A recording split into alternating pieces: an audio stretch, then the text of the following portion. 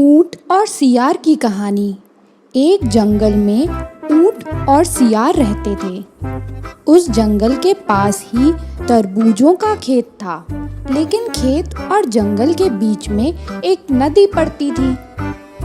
एक दिन दोनों ने सोचा कि आज नदी पार करके खेत में तरबूज खाने चलते हैं। दोनों ने एक दूसरे से सहमति जताई और तरबूज के खेत की ओर चल पड़े।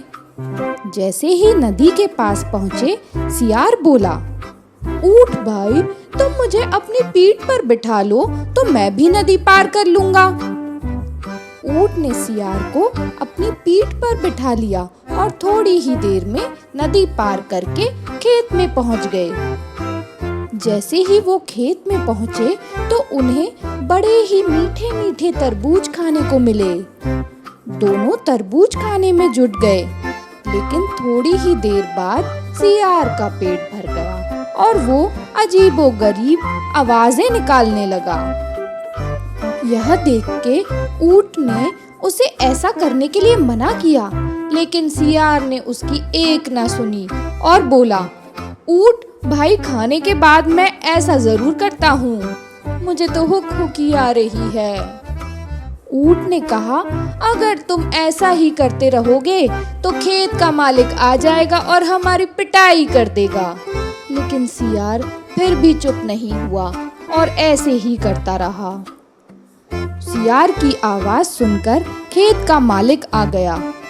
खेत के मालिक को आता देख सियार तो झाड़ियों के पीछे छुप गया और ऊंट बेचारा पिट गया।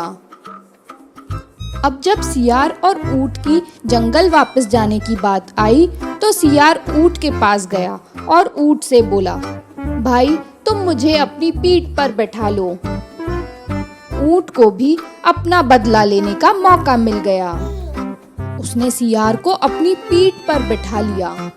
जैसे ही ऊंट नदी के बीचों बीच पहुंच गया तो बोला, यार, मुझे लुटी आ रही है।